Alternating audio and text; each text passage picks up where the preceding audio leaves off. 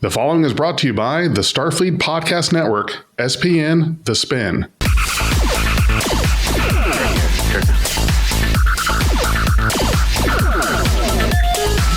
All right. Hey Jay, one thing that you need to make sure when you upload this, because we've seen the episode. I saw most of it. I had to skip like a 10-minute portion just so I could see the end because I wasn't able to watch it until this morning. Right. Don't ask me why, but whatever. I've seen most of the vast majority of it, and all I skipped was the bullshit back and forth because whoever they had as a what do you call it? As a consultant about how courtrooms work, was probably like a first-year law student because that was fucking abysmal. Anyway, I was about to say that. Yeah, it was fucking. You can't disregard a law because you feel good. That's not how this shit works. So, all I'm going to tell you right now is, obviously, you might be able to hear my voice. This is going to be a trigger warning for some people who are a little bit softer. Content alert. Content alert. And I don't say softer as derogatory. I say softer as people who are a little bit more susceptible to getting fired up over a conversation. So we may want to put that there because I can already played it over in my head a couple times, and there's going to be a few times where I might. Anyway, you get the idea. Yeah, absolutely, I do. He's kind of strange, Kirk. It is what he's saying. Oh, is that a thing? Is that an adverb? It's kind of strange, Kirk. Yeah, it is. Can't wait to see what our listeners love it. They'd probably see that warning and be like, dude, we got to listen to this. And this is great. That's how you get more listeners, is when you have a warning. Yep. I was definitely actually when I was watching it, I was kind of like, all right, so this is Strange New World's version of Measure of a Man. And oh yeah, first of all, I had all women, right? So it was, I guess, Measure of a Woman episode. But it was like, good Lord, this isn't how a courtroom works. You have no idea. No, it was pretty terrible. They went out of their way to make sure that it was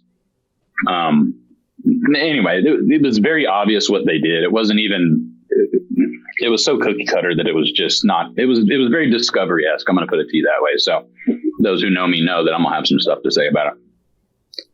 Well, to me, at first I was thinking this is going to be a challenge because I always kind of feel like doing courtroom-based drama can be tough. And naturally, I think any real lawyer, or attorney, or judge that you talk to can watch any of this stuff, whether it's Law and Order or any other court drama, and they'll tell you it's not like this. You don't just suddenly have a surprise witness walk in with the aha moment, or they can list or name any other thing. And we get that because it needs to be compelling. It needs to be something good. It's not going to be real. I think if it's like how real actual courtroom works, then it's not going to be interesting. It's going to be. That would prove it boring as fuck, wouldn't it? Well, let me ask you this: do you find Law and Order interesting? Yes. Yeah, I do. Yeah. Law and Order is probably one of the most real versions of how law enforcement and the judicial process works. It is very accurate. Well, okay, so is it accurate? I'm sorry, go ahead. The only thing that's inaccurate is obviously they don't tell you the amount of time that's lapsed between the investigation and the trial. I mean, that could be 3 years, right? So that's the only way. You wouldn't be able to do that. You would just have like the first 3 seasons of a show being them arresting everyone and investigating, and then the last 3 seasons would just be the trials, which actually would be kind of interesting in my opinion. That's actually a pretty good idea. We should table that and come back to it. We'll write something and we'll sell it. Anyway, so it is actually quite accurate. And as someone who spent lots of time in a courtroom, not as a criminal, not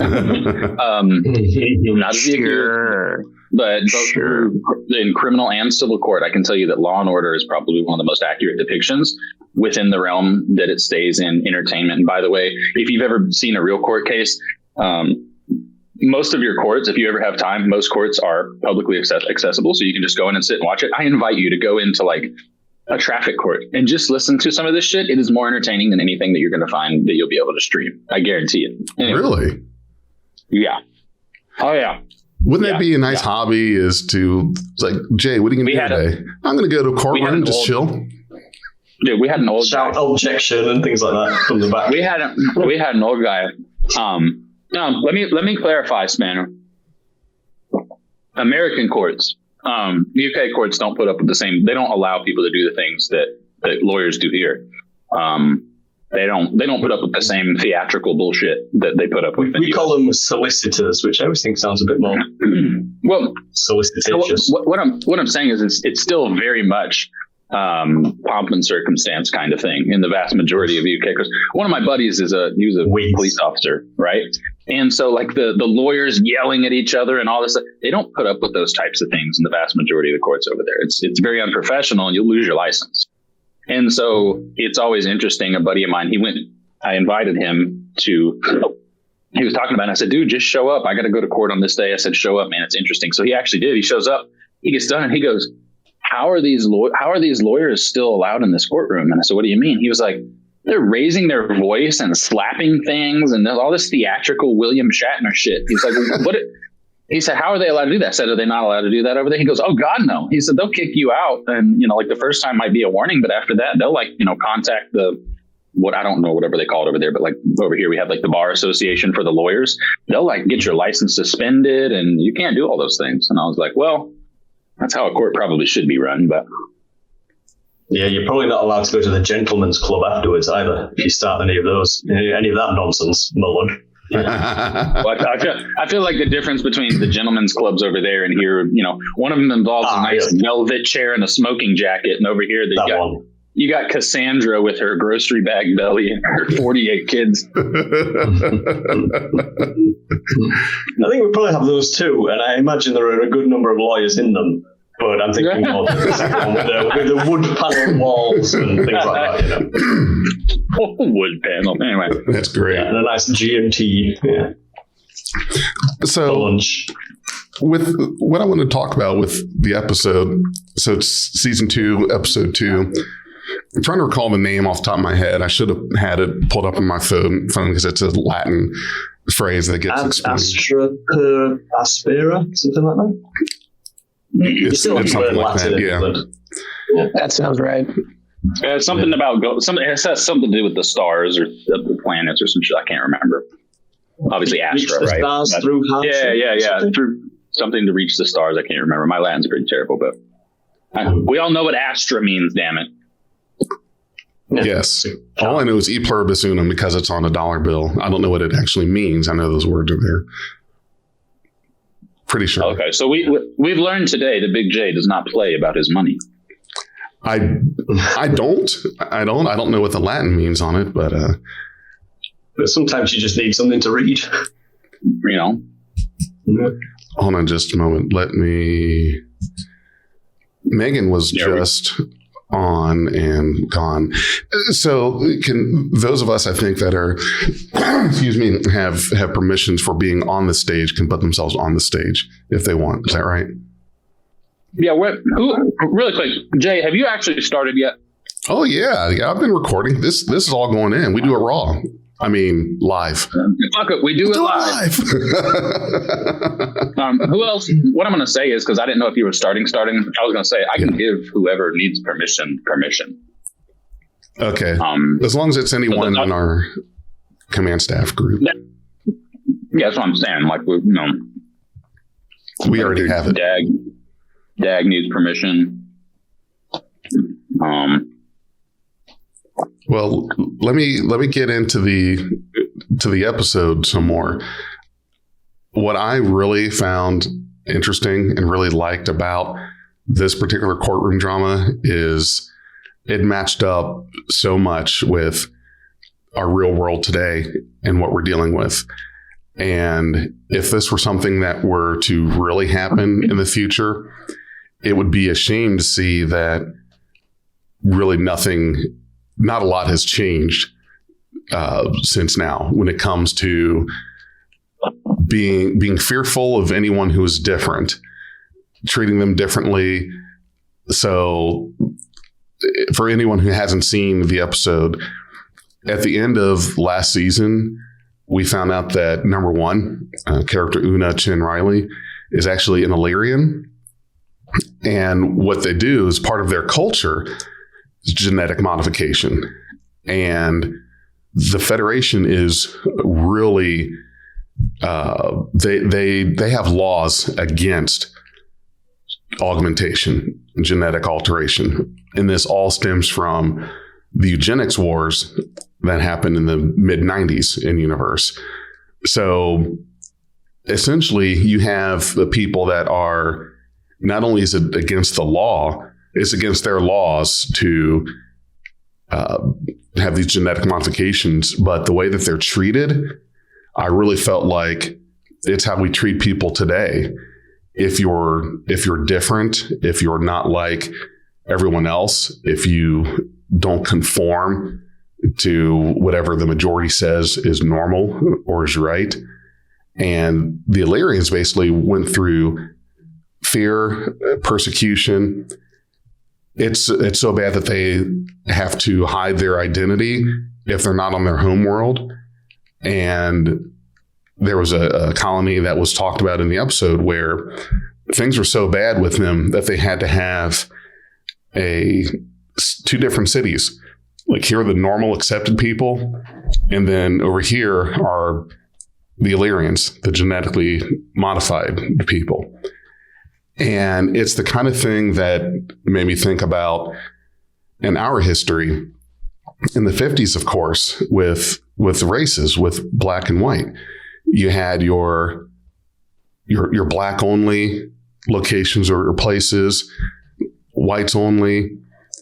We keep things separated. Even now, there's always this division of groups. Like, we're going to put this group of people over here. Today, Big J, the division today is by choice 9 times out of 10, or 99% of the time. Well, but people segregate themselves. I would say, when you talk about as far as when you start talking about certain groups, I guess like you could divide yourself. But I mean, here's the thing, man, and people know I'm pretty vocal about the whiny folks. I will still say that racism, sexism, homophobia, those things are very much still alive. Okay. So, I don't jump on the big train. Like, everybody uses the term woke, but that doesn't even mean anything anymore, I guess. I'm not a social justice warrior. Those people make me cringe.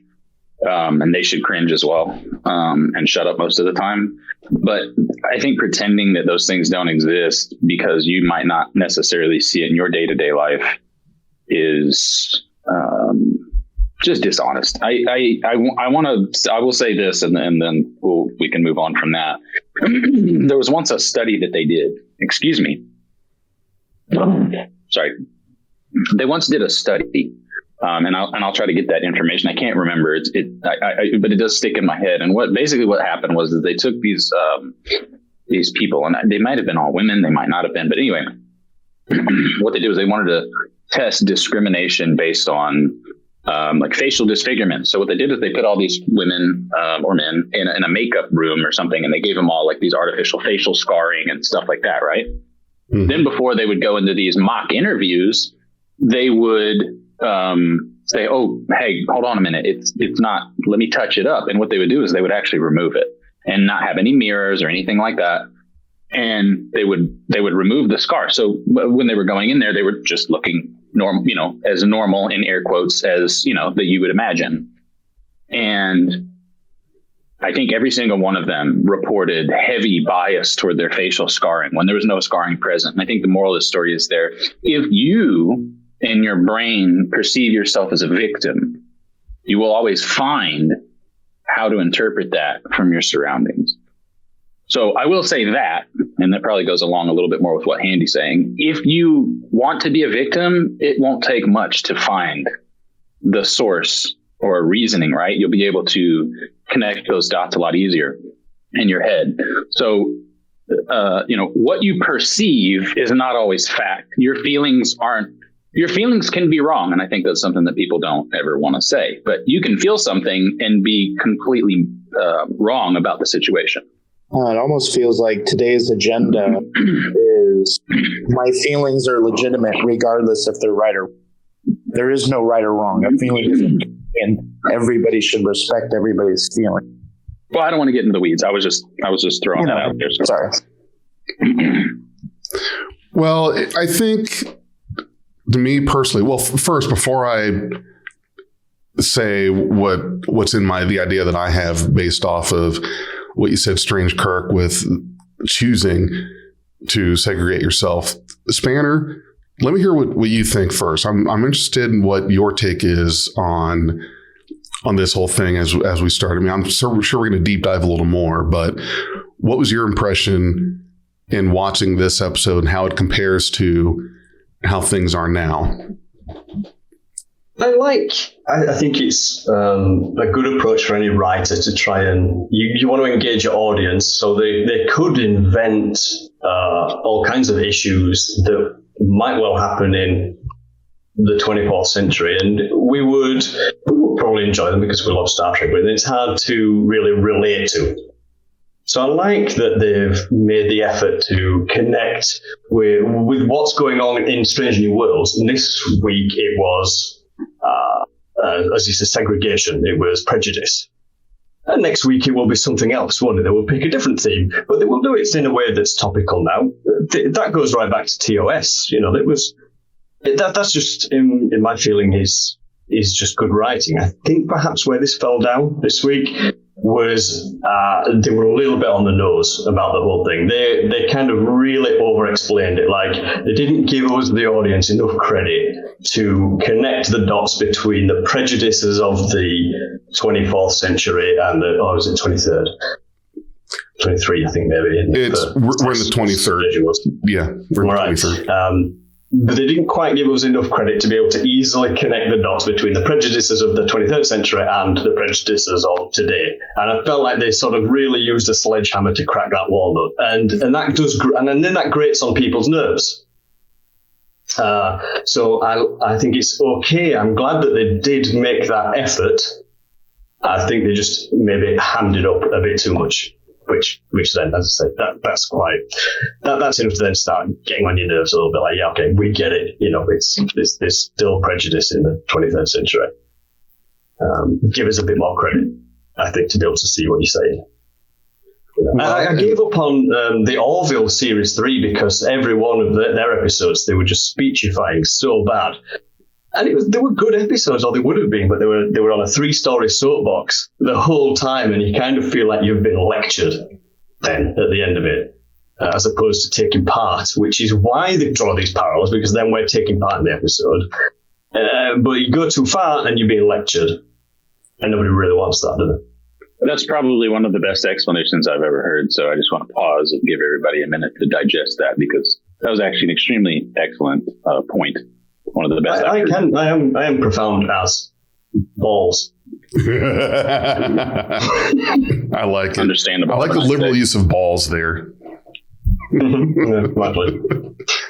Well, I meant literally. Yeah. I meant figuratively. Sorry, jeez, I meant figuratively. Maybe not literally. You look sound. You love your balls, Banner. You're not alone. I share them out. Yeah. So there we are. That's my feeling on it. Yeah, good, but rein it in a little bit. Do you think that they did that because there's a thought that it's not as well known, that there are blinders that we put on to where when we have these issues of isms and phobias, that we have this mentality of, well, it's not me. It doesn't happen to me or anyone I know, so I don't care about it. Yeah, maybe it's not actually happening as much. Yeah, and I mean, maybe I'm sort of, when I say, give the audience more credit, they may know better than me. And if they did give the audience too much credit, that point would be completely lost, because we've got a lot of dipshits watching Star Trek too. I think you make a good point. And I mean, I understand that, Jay, but here's the thing, and this is just basic human interaction, right? Like obviously I have a lengthy background in communication and with humans on a very personal level with high stakes. And the one thing that you cannot do, it's pretty much just like a cardinal sin when you're trying to negotiate, is to allow someone to feel like you are spoon feeding or force feeding them. That is almost always going to end in someone being defensive and putting up more barriers, and you're going to make it more difficult on yourself. So you might be wrong, but if I come and I yell at you and tell you you're wrong, you're going to dig your heels in 9 times out of 10. Yes. It's quite rare. Let's be honest. It's quite rare that you're going to be able to point out someone's shortcoming aggressively and they're going to go, oh, wow, I'm so sorry. No, what are they going to do? Fuck you. Go fuck yourself. I'm right. Even if they know they're wrong, it doesn't matter. You're going to cause them to double down, and then they're going to use what you have done against you and say, see, look at this group of people. You see how aggressive they are? Look at this. Look how upset they are about everything. And what that's going to do is just going to create more issues. So no, if you try to force feed something to someone, it's going to almost always end badly, right? And I don't think it doesn't take multi-million-dollar salary makers at Paramount to understand that. I mean, people regular people like you and I, we understand that. So it's something that they've lost along the way and that they don't understand. And it's one of the reasons why people can say what they want, but it's one of the reasons why a lot of the way that Star Trek historically had done things has worked out a lot better and has received a lot less outrage than what's going on now. Also, people are very soft nowadays, but if you look at the way that they presented things back in the day versus how they present it now, back in the day, it was this is the social issue. These are the sides of both of those things. And that's it. But they presented it in such a way where it gave you all the information and it really made you think, right? There were some episodes that might not have even ended the way that you would hope that it would end, right? Like the good guys win. Sometimes the good guys didn't win, but by doing that, going back and forth, sometimes, first of all, it was pretty compelling because you knew that Star Trek would sometimes allow the air quotes bad people to win. And so you never knew how it was going to turn out, but also it gave you the information and it allowed you to think for yourself. It's like the leading the horse to water thing, right? They're leading you to water. They're not trying to force you to drink it, but it's there. And they allow you to think about it on your own. Whereas opposed to now, I feel like it's pie in the face, and I think it's a little much. And to go on what Spanner was saying, it's like climb down off the soapbox. You didn't have to go that far. You were doing great up until this point. Stop. It's a little much, and let's just rein it in a little bit. I wonder if this was something that I was thinking to myself as watching it. Is it really feels like. And you guys, please tell me if I'm wrong or overthinking it. But I feel like the main route or the main place that you see all these things happen in today's world, and the reason why it carried over so much, excuse me, is it feels like the early space exploration, the early formation of Starfleet and all of that had a very much American influence, that after World War III, that the U.S. probably came out of it still compared to others as the top superpower. Not saying that's a high bar there, but compared to everyone else. And because with the U.S., the racisms, sexism, phobias, all of that is basically baked into the foundation of this country. If anyone is going to have any kind of oppression or persecution on any person, it's going to be from America. And I feel like because that is depicted as... What's that? I don't. Well, let me finish it real quick. So just real fast. So the point I was heading towards is that the reason that these are such big influences and laws and everything else is because as you go through the years, through the generations, you have that influence. Most of that influence you get from Starfleet and into the Federation comes from the roots of a country that if they're going to treat someone that's different negatively, it's definitely going to be this country, and that it's spilled over into how the laws are made and created in the Federation. And it's why people that are different are still treated so harshly. Okay, Handy. Well, I don't think that's really our. How do I explain that? I don't feel like that's. I don't think that's really our founding principle, though. Like the way it sounded to me is like you can almost expect it's ingrained in our society of segregation. It feels like it is. It feels like it is ingrained here, in my opinion. Status quo these days would have you believe that, but I don't think that's ever been true. There's always select individuals that are that way, but. Andy, I actually might surprise you. I'm actually going to side with Big J. And this is something I say all the time, so it might be upsetting to some people to hear this. But I allow myself to, change my opinion based on facts and circumstances presented to me. And this is something that's probably going to make some people upset, I guess. But, seethe, I guess, cope. I really don't give a shit at this point because it's just the truth. Everybody talks about how great the United States is. It's the greatest country in the world. And my only reply is I'll answer that statement with a question. To who? White people? Because historically, and that's more specifically white men, which both of us are, Handy. So I'm not one of those people. You know me. I'm not a social justice warrior thing. I make fun of people that go out and scream on the street with their blue hair and all that stuff. And people know that. Go to work. It's 2:00 on a Tuesday afternoon. So, people know that about me. I generally lean on a lot more issues, more of a conservative. But there are some things that I lean a lot more liberally. And I can tell you that, aside from all this apologetic nonsense and, I'm sorry, I'm white, I'm not. I think that people need to understand that the United States isn't the same for everyone, and it hasn't been. And as a matter of fact, up until very recently, probably Big J, I think I'm in my mid 30s, and I think you're older than me, correct? Yes, I'm in my mid 40s. Okay, so Big J is old enough to remember what it was like. And I'm pretty sure Big J has, based on the color of his skin, run into some things, more especially probably back in the day, probably a lot less now, I would imagine. But I'm sure someone like him could attest to the fact that it's not the same for everyone. And I would say that I do somewhat agree that the United States has been behind the times. Jesus Christ, slavery, segregation. I know people who have relatives that were alive when they had to drink out of a different fucking fountain. Okay, but there's context here too. Like you're comparing it to other countries, and this is something that's systemic in humanity. I can tell you right now, as someone who's lived in another country for 8 years and been all over. I lived in Europe for 8 years. I didn't visit there for 2 weeks and make it about my whole personality like some middle-aged white women might do. But I lived there for 8 whole years. So I've been all around.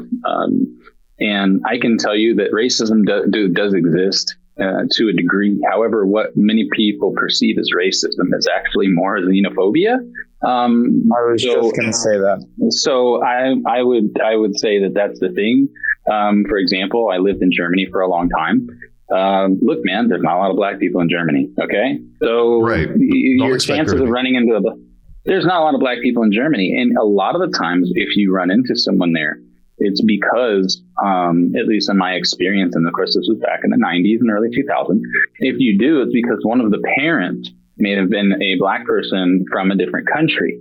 So those people were looked at differently. And I can tell you right now, a lot of the time it had pretty much every time I can think of it had nothing to do with the fact they were black. It was have to do with the fact that they were not fully German or whatever the case may be. Okay. So right. Yes. Does racism exist in other places? Yes, it does. But I can tell you right now, as someone who lived overseas over 20 years ago, right? So take away the progressive age that we're in now. Regular old 1990s. When I moved back from Europe back to the United States, the racial division was so outrageous.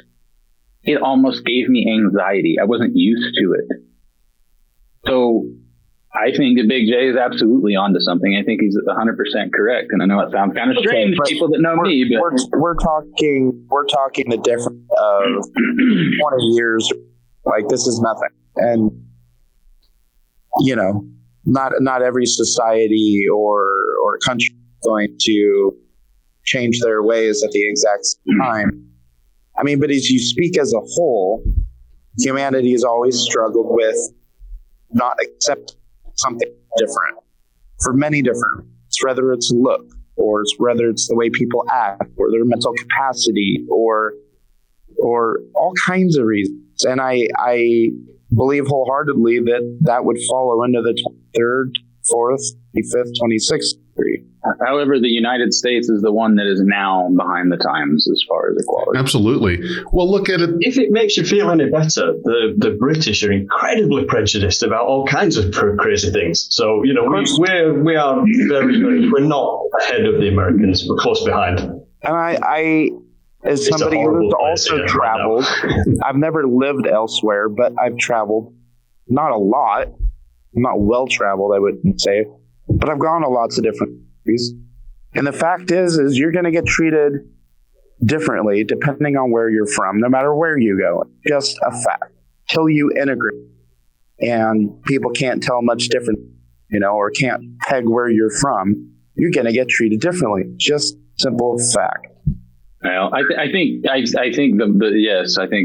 humanity is wicked and blah blah blah blah blah blah blah. But this isn't the greatest country ever in the world. I think it has all the makings to be, right? All the bright ideas.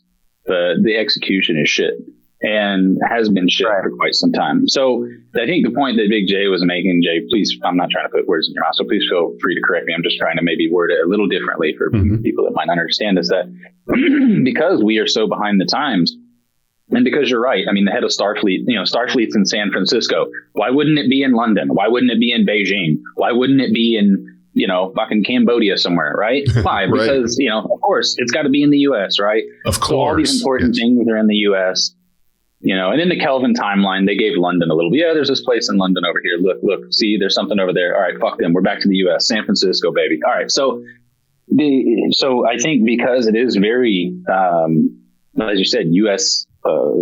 Centric, and you listen to the people in the shows, most of them have American accents, you know, from fucking Iowa or Florida or whatever the hell. Yeah, a lot of that stuff does carry. And I think that it just speaks to the fact that we are behind the times on a lot of these things. So, I mean, you know, people can make jokes about it, like the Theo Vaughn joke about, you know, I'm not really racist, but, you know, I have some flare-ups in traffic every now and then. Yeah, like that's funny, but it's also quite true. That's why it's funny. So this sounded like a fucking Aaron Sorkin episode, by the way. This whole interchange. It's like, America is not the best country in the world, but it can be. But the execution is shit. But it's been shit for so long that it's hardly an excuse anymore. It's been that way for centuries.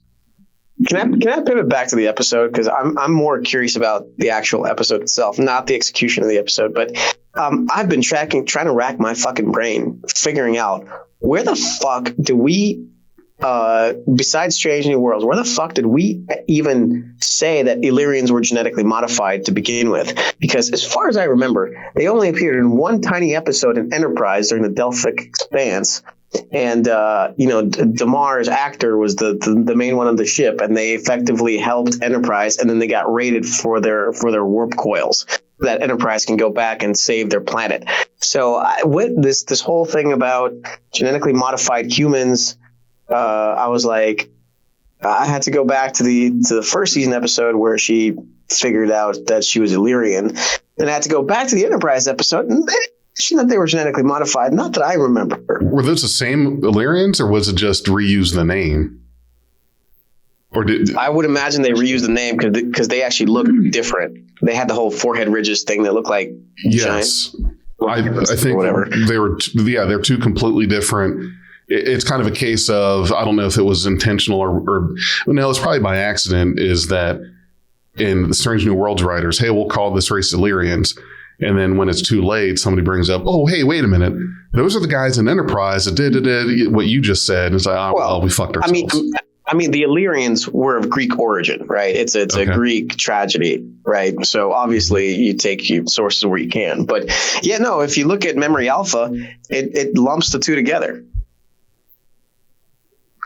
So Dag just said that Memory Alpha article does refer to them as the same species.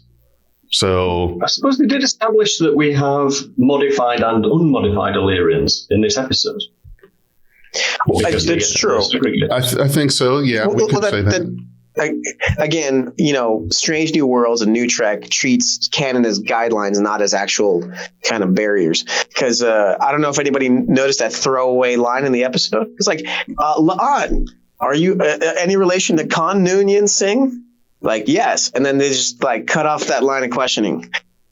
I wanted to know. I don't think I caught first series as well, didn't you? I don't think I caught where the relation is. I wanted to hear that. No. It was just one question. It was when La'an was being, questioned. It was any relation to Khan Noonien Singh, and she said yes. And then it switched to Spock or whoever it was that was being questioned, and you're like, whoa. What do you mean? Yes, you're related, and then no other follow-up questions, and you're switching to the next person. Are you related to Adolf Hitler? Yes. Okay, let's move on. Yeah. Excuse me. Yeah, sorry. Yeah, Castro, is that a family name? Yeah. Oh, cool. All right, let's go get ice cream. So, but Tech, if you remember, we did an entire episode during the first season when there was the big thing, and Spock. It was the thing with Spock, and it was like we were talking about it, and we were like, wait a minute. If La'an was on that ship when Spock and Kirk ran into Khan, Spock would have immediately, fucking just judo chopped him or something and been like, Captain, I'll explain. You know what I mean? Like, he would have known what was up. He wouldn't have been like, that guy, that name sounds familiar. No, Spock would have immediately been like, shoot him. You're like, fuck that guy in particular. Well, you know what I mean? Like, they would have immediately, this Spock would have, he would have gotten really emotional, probably cried, and then there would have been a therapy session, and he would have posted to Twitter. It's still more forgivable than finding out that Spock had a secret sister all this time. The entire series about, it's really wild. Like, wait a minute, you have a sister? Yeah. Oh, what does she look like? You're not going to believe this. Oh, you mean Michael? Michael. You got a sister called Michael. Wait a minute. I know what you even mentioned. I'm sorry. Did you say Michael? Yes. Oh, okay. That's secret too. Yeah. Yeah. So where is Michael today? Oh, it's classified. She perished. It's complicated. She got into this crazy suit and went skyrocketing through space through a hole. Then we had to classify the whole thing and shelve it. Well, she has braids now. Yeah. Oh, speaking of which, by the way, just to flip back to Michael Burnham for a second, terrible character, but at the end of that season 2, where they're being interrogated about what happened or whatever, it says Spock makes the determination saying all these records should be sealed or classified or whatever, and the bald dude that's taking this deposition or whatever, he just said we'll take it under consideration. That's all he said. What else? Nobody agreed to sealing all those records. Yeah. He should have looked at it should have been a fourth wall moment, shouldn't it? We'll take it under consideration. To the audience, and then we all go, that's why nobody's heard that Spock's got a sister called Mike. Yes, that's right. All season, everyone, up until that point, first season and second season, everyone was just flipping, killing themselves over, why is it? And Spock never told Kirk that he had a sister and this and that and other. And, he's hiding the fact that he's got a brother. Well, okay, so there was your answer. They waited until right at the end there. And the thing is that they did it and people were kind of ticked like, oh my God, you're right. That was a good way to do it. We're just going to seal and purge the records and everything that happened. No, and it's punishable by death if you say anything about it. That's why he never said anything about it. No. He said under the penalty of treason, we should see all these records. And then the guy just said, "We'll take it under consideration." That's all he said. Well, yeah, take it under consideration. That means they considered it and did it. That's we were did a complete wipe. They did a complete wipe or whatever. Yeah. Anyways, back to the courtroom scene with La'an being questioned about continuity and saying, the only realistic part about I call this episode "Measure of a Woman" because like pretty much all the participants were women.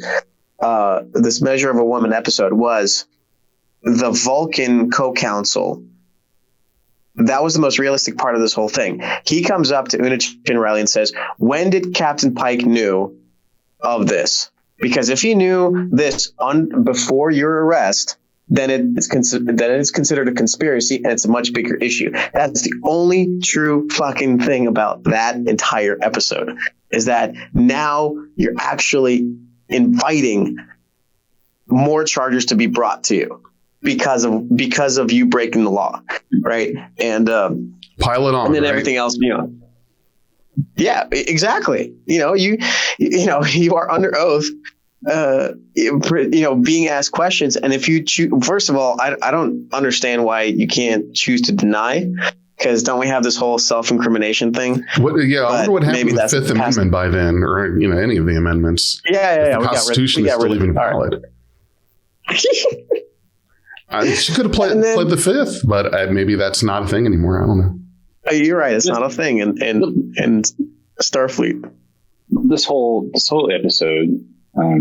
When you start talking about the judicial stuff, because we talked about sort of the, drawing the parallels between cultures and but then, from now and in this fictitious universe in the future and all these things, I guess, kind of what I sound like Tech's sort of getting into is let's talk about how laws really work.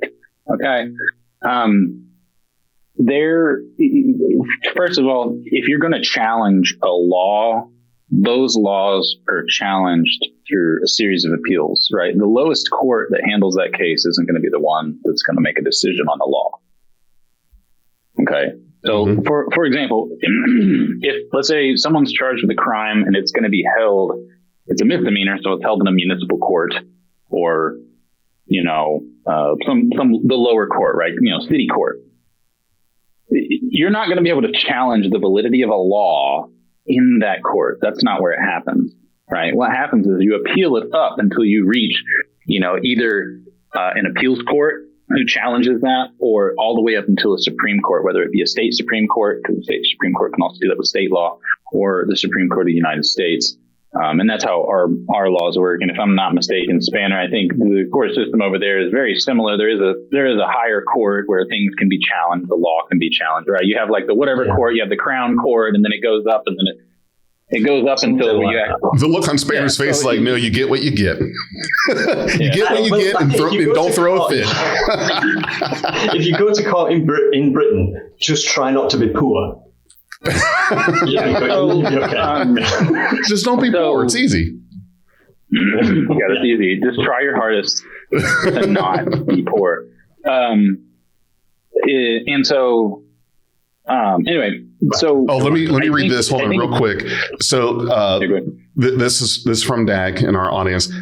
We were talking about the lack of Fifth Amendment, which I'm sure there's no reason to just assume that the Constitution became completely invalid at some point. It really is kind of old and should be rewritten completely today.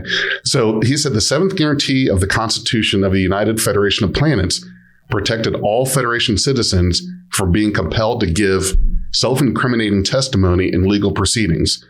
So we don't know when the seventh guarantee was adopted, but it's there at some point. So there is a parallel or a future version of our Fifth Amendment that at some point happens. Well, you can tell it's there by the fact that you can tell it's there by the fact that when the attorney is talking to, or when the prosecutor there, Pike's girlfriend, who the hell she is, when she's talking to him about not taking the stand, and Una's talking about, oh, I know that it's not customary, for me to take the stand, blah, blah. That just goes to show, that's just sort of prima facie. That's evidence that law still exists in some way, shape, or form, where you're not required to say anything. You can just basically say, go fuck yourself, I'm not talking.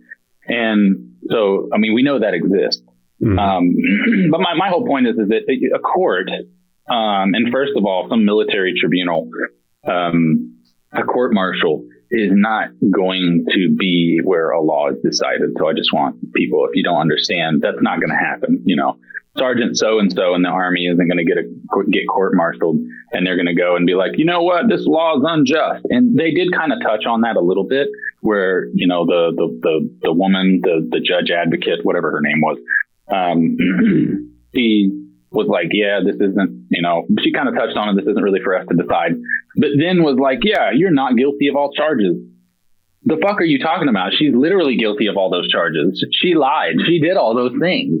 So what would happen is it would have to, and if this was real and how courts work now, and again, this is in a place where they just make it up to make the story sound good and make everybody feel good. If this happened now, what would happen is she absolutely would have been found guilty. And then there would have been an appeals process all the way up and to try to an attempt to challenge that. And that would have been a process that could take, probably 10 to 15 years, depending, It doesn't sound hugely watchable though, does it? No. Who's going to watch that? Right? It's not inherently compelling television, right? So, although, interestingly enough, if they would have started with the premise that Una Chin Riley asked Captain Pike for asylum, then the hearing, they could have gone through the same exact hearing, and it would have made a lot more sense with the outcome that they reached had the premise been, this is my request for asylum. So I think the just by flipping that, instead of saying this happens to be a request for asylum, I think it would have been a little more realistic from like a military tribunal that you are trying to uphold a law that is in conflict with the other laws on the books, and making a ruling saying that this law has to be applied first because it was first it was first invoked as opposed to the other laws on the books, and then have a discussion about, kind of like the whole measure of a man, where individuality of an individual is something I cannot comprehend at this point, and maybe there are laws that are going to decide this thing in the future, but based on this context for this solitary situation, this is how we rule, given the facts at hand. So I think that would have been better than just, we broke all these rules that are in place for a reason with another rule, therefore cleared of all charges, and you can return to duty. And you're like, what just happened here? Legally speaking, that does sound like it's probably more realistic. That being said, for this episode, I actually felt like that was quite a nice twist. I didn't see it coming at all. No, I didn't. Where they flipped it around there, and I'm not a fan of courtroom dramas at all. It's like they're all about setting up lawyers as being heroes, and I think, well, who's really behind that notion anyway? But I've been divorced twice. I can tell you, lawyers are not heroes. Yeah. But I thought that was cool that she had this plan all along, and she really kind of built it up. They set it up to this point where suddenly she let the hammer fall, and I thought, wow, I didn't see that coming at all. And I usually do with a twist. I usually see a twist coming, and it spoils a lot of TV and film for me. Especially in Star Trek, it's kind of they sort of choreograph what they're going to do anyway. So I didn't see it coming a mile away. This one, New Trek. I will say you generally see it coming a mile away. I will say the one thing I want to talk about that we didn't really touch on is that the only cool thing that they did about this episode, there were a couple times when they got a little dumb with it. They needed to fucking stop saying certain things, but the way that they did it, they presented it in such a way where it was quite generic. I know a lot of people, and again, if you feel like you're marginalized in some way, that's what you're going to search for and what you watch. And that's kind of the beauty of how this episode was done, is that if you look online about it, there's a lot of people that are like, oh, it's about anti-LGBTQ. And then you have some people that were like, well, it feels more like it was just more, racist, and then there's other people as well. It could have been also a sexism thing. And it's the beauty of it is that how they've done it is it can kind of, there's no right or wrong. Nobody owns it. So if somebody says, oh, it was about, gay people or trans people or whatever. No, it wasn't. You want it to be about that, right? Because that's what's important to you.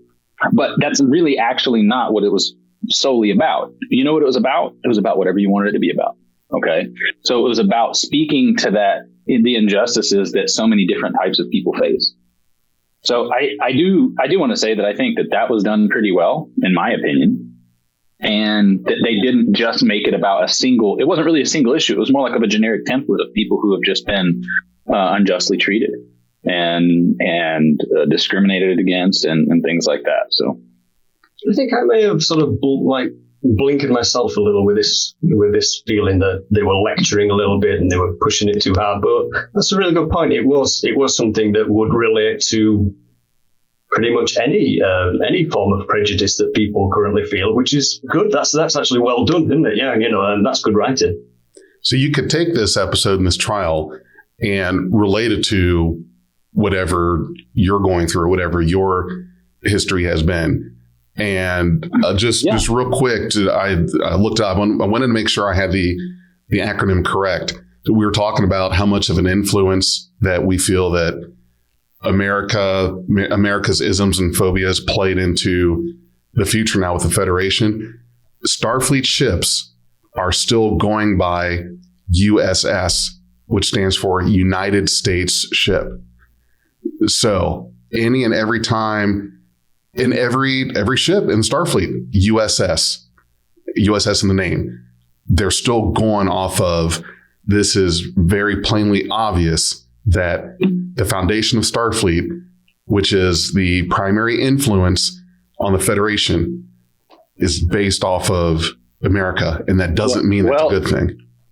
I think that's pretty forgivable.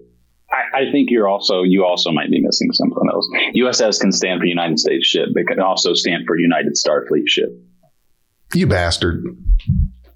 Damn it. Can I mute him? I hate it when someone makes a point and it's a good point. Like, come on. Yeah. Jay, it does not change the fact that I do agree with you. So I don't think it takes away from anything. I think maybe that's just something once again, it's a perfect example. Use it as a teaching point. If you feel a certain way, you're going to look at it through a certain lens. Yeah, you're right. I have to do one soon, but I have one that I'd like to hear you guys' opinion on.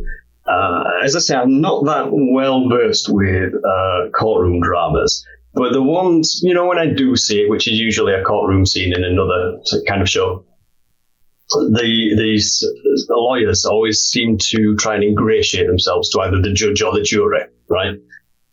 And what I noticed in this episode, there was effectively like 3 judges, weren't there? Which I think was deliberate to say, they don't just put one person up there to make the decision. There's 3 now, and it's, I don't know, what is it? It's fairer. Maybe it's more evolved of us.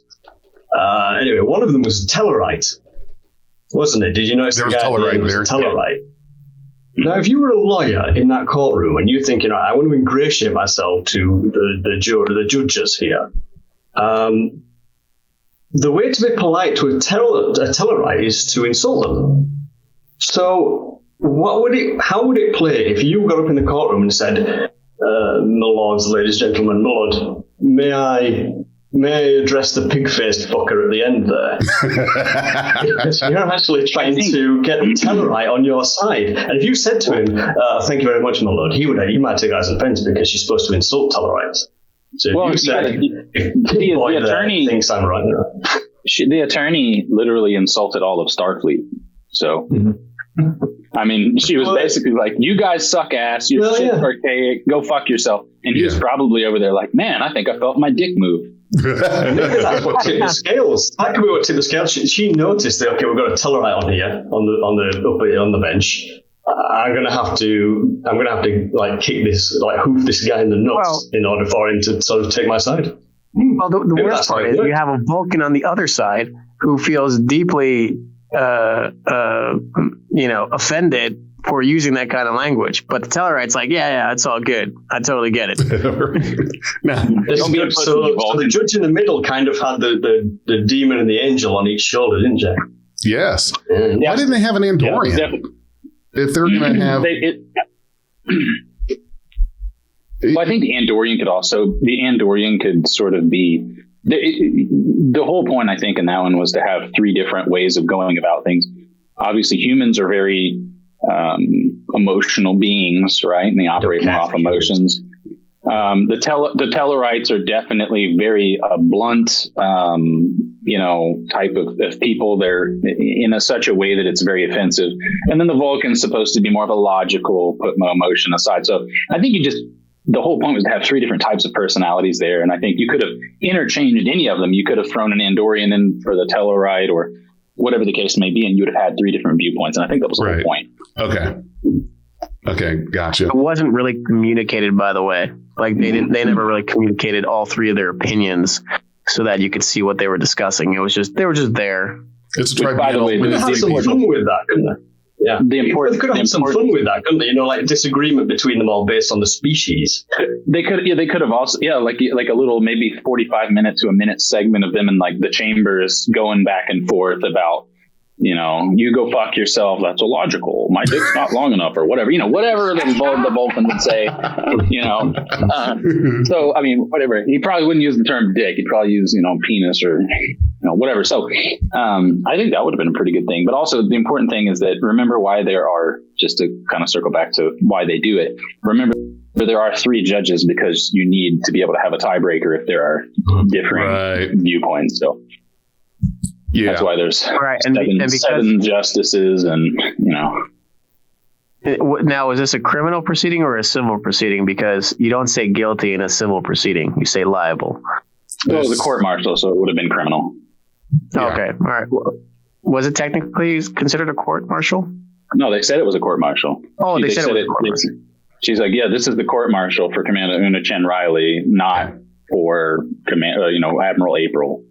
Right. Okay, gotcha. Full on court martial. So, she stood to lose her commission, dishonorable discharge, and imprisonment. Yeah. And 20 years in prison.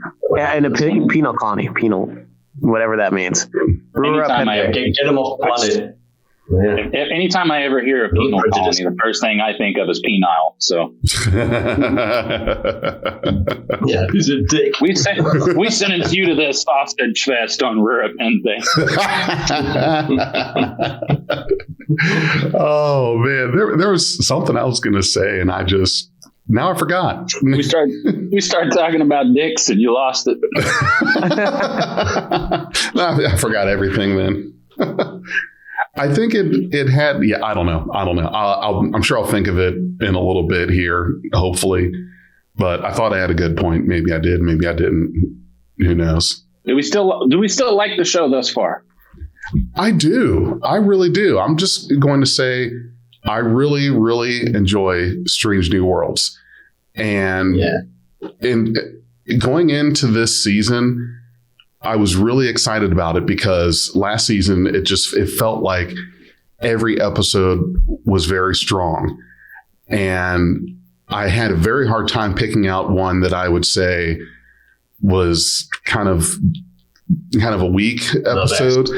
I think if I had to, I would say the one where Chief Engineer Hemmer got more screen time because it was telegraphed that he was going to get Tasha Yard. As soon as somebody suddenly gets a lot of screen time in an episode, they're going to get Tasha Yard. And sure damn enough, it happened. So going into this season, I knew because Strange New Worlds was so good in season 1 that I was excited for this. And I'm surprised. To me, I think the measure of a good show is when you can take a traditionally dry topic like courtroom drama, and you can make it compelling and interesting. It happened with Measure of a Man. It happened with The Drumhead. And I believe, because Dag mentioned this, Author was an episode. Oh, that was the point I was going to make, because and the episode pulled from the author move of, I can't rule in a general sense, but for this individual, we will make an exception. That was the point I was going to make was, so if you, with the law that she was breaking, it was also part of this. Now the poison fruit is if you gain evidence in an illegal way, but you look at the law was the law created just? And if it wasn't, and you're punishing people on an unjust law, and I think there's kind of a gotcha there. But the poisonous tree refers to evidence obtained illegally by law enforcement and law enforcement only. Gotcha. Okay. All right. Who was the one who gave up the evidence? Who was the one that turned her in? I can't remember. It was herself. It was herself. Well, no, but La'an figured out something, and no, La'an. So La'an thought that because she recorded a personal log of herself, that was obtained by Starfleet and used as evidence, but it came out in the courtroom that she turned herself in, that Unachin Riley turned herself in. Yeah. And I remember she turned herself in, but I thought that it was more of a, I have found out that you are an Illyrian, and what are you going to do about it? And then she said, okay, well, I'm going to turn myself in because I'm tired of living a lie. I have to go back and watch the episode. I mean, I know there was an episode, obviously, last season. I'm forgetting the exact circumstance of how she turned herself in. There was something that prompted her to say, there was some event, something that happened in this episode that prompted her to feel like, well, I'm not going to hide anymore. And I don't remember. She healed herself, right? Yes. It was like they were in an environment, then she auto healed herself, and everybody saw it or whatever. Yeah, I remember it was in sick bay. So I'm picturing pieces of it, but I'd have to go and rewatch that. It was only the first or second episode, I think. Yeah, but she turned herself in. Basically, is essentially the right. Well, that's why my point would have been more apt, because if she would have turned herself in and said, I request asylum because of X, Y, and Z, then you could have had this. You could have had the exact same core drama, exact same dialogue with everything, and then the decision would have made more sense, because the decision now is like it's an afterthought. Well, yeah, I mean, like the final part of this episode was you used another law to try and trump the laws that you broke. It's like two wrongs don't make a right, but here 2 rights make a left, and she's back to where she was, and you're like, what? Yeah, but again, we're also dealing with this. This is, how do I put it? We're dealing with the same energy as Discovery, but going in a different direction. And thus far it has worked out for people like you and I and Handy. I can't speak to everyone else. Obviously our listeners know that we can't stand Discovery so much that I have to put an asterisk after. I've seen every episode of Star Trek and every movie more than once, asterisk, except for the last 2 seasons of Discovery, because I refuse to watch that horse shit. I didn't even realize that I'd stopped watching Discovery. I just kind of forgot to keep watching. You just forgot to keep watching.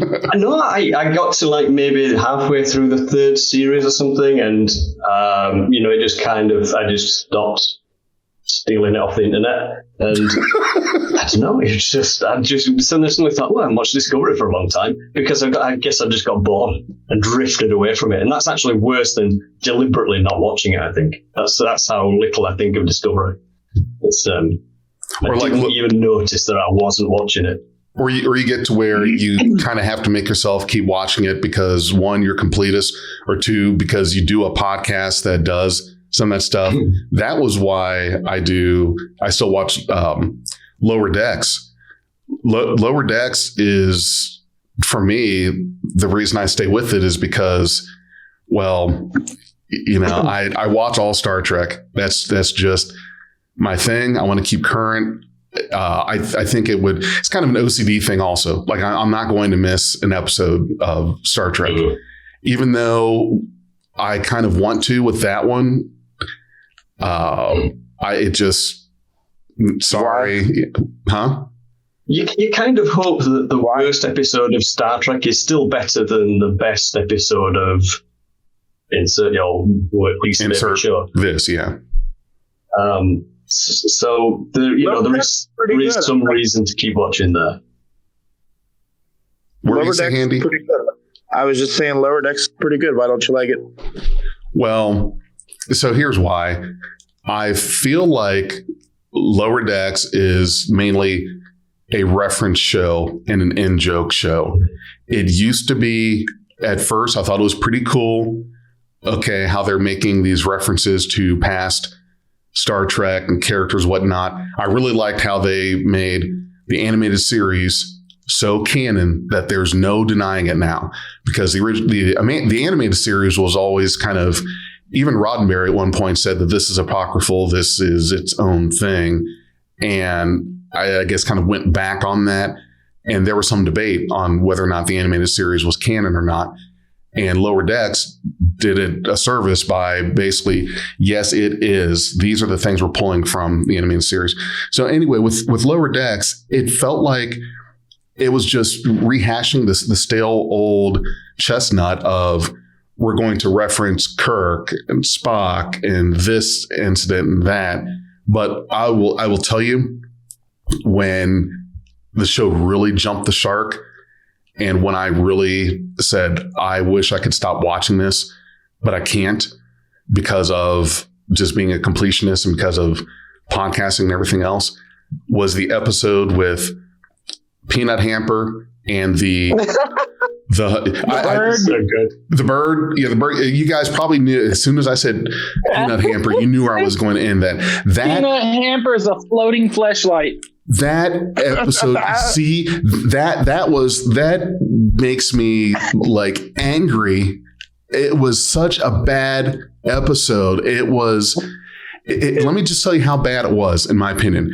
When we on Beyond Trek podcast, when we were doing our episode reviews, the thing that I would do, like I'm always kind of an off the cuff sort of person. I hardly ever have speeches or notes or whatever. That's just my thing. I just like, we'll do it live kind of thing. Well, for this, and Dag will tell you, he's in our audience right now. Dag will tell you, I had printed out my beef and problems with this episode. Now, if I print something out, there's going to be some shit. And was serious. It was serious. Yes, I was not playing around. I wasn't joking. This was serious. And I went down this the printer out of the cupboard, plugged it in, tried to find one of those old USBs with a square, and printer right here will tell you. The printer was in tears, like, this is too much. But it was horrible. Hey, Jay. Yeah. Jay, do you think that Peanut Hamper has a drip tray like a George Foreman grill? Oh, God. Oh, man. Oh. Why? And I'm not going to be able to get that image out of my head anytime soon. It's like when you hear a bad show tune or something in your head, you can't get it out. Like... Peanut Hamper has a fucking KY reservoir like it's a windshield washer reservoir for an old Buick. That's nonsense. It would just replicate some whenever it needed it. You know what's funny? It's like I don't actually refer to Peanut Hamper and whatever that bird thing is. I only use it as a reference from other shows. Like for me, it's always been the a Thanagarian mating with BB-8. Like that's how I describe it. It was that was that was traumatizing in the most positive way that it could be for us, because we had a lot of fun with that one, but we appeal to the fringe fans of Star Trek. The lowest common denominator. We are definitely. If you're a Star Trek fan and a U.S. Marine, you're probably like our content. I completely get the whole interspecies relationship thing, because now that you're this spacefaring, all these different species are exposed to each other. I get that you have humans, Vulcans, Klingons, humans. You have just this plethora of people now intermingling, but they went too far. Damn it. They went. I gotta say this just because some Star Trek fans like to they like to be offended on everyone else's behalf. The Marine joke was a joke. One of my best friends is a Marine. I'm You don't have to qualify it, Strange Kirk. We do. These No, you really don't. Listen. Not everybody that's going to be listening to this are Trek Talk people. So No, but your explanation. I've had this conversation with Jay before. We've even talked about it. I'm sure he remembers. Sometimes we're used to saying these things, and then if people get about hurt, we go fuck yourself. You got to think there's other people that are listening to this that they want to be offended about everything, unfortunately. So just throwing it out there. Anyway, we're going to move on. Sorry, guys. I have to do one. Unfortunately, I really enjoyed this. I will. Yeah, let's go ahead and wrap up. Is that British? Is that British for take a shit? It probably is. We're not familiar with do one. I mean, I'm bound to say that's not the case, but I have an away mission. Let's put it that way. Yeah, all right, we get it. Are you? Is that also masturbate? What does that mean? Just going on an away mission. We're back in time. No, that's right. Well, I will give it 7.2 out of 10 for this episode. Which? Oh, there you go. Rating system before we go. I'm going to go a little bit lower. I'm just going to hit it with an even 7. I'm going to say it was passing, but nothing spectacular. Yeah. Okay. LLAP. I will catch you guys on Discord. Join the Discord, everybody. Oh, they already have us listen. Visit us on starfleetpodcast.net. Yeah. Yes. All right, guys. Well, thank you all for coming in. I think I would give it an 8 out of 10. So that's me. But, You are a generous child. I'm generous. I am. Anytime we bring up Peanut Hamper, it's a 9. Done. I'm going to click stop now. All right, guys. It was great. We'll do this again next month. See y'all real soon.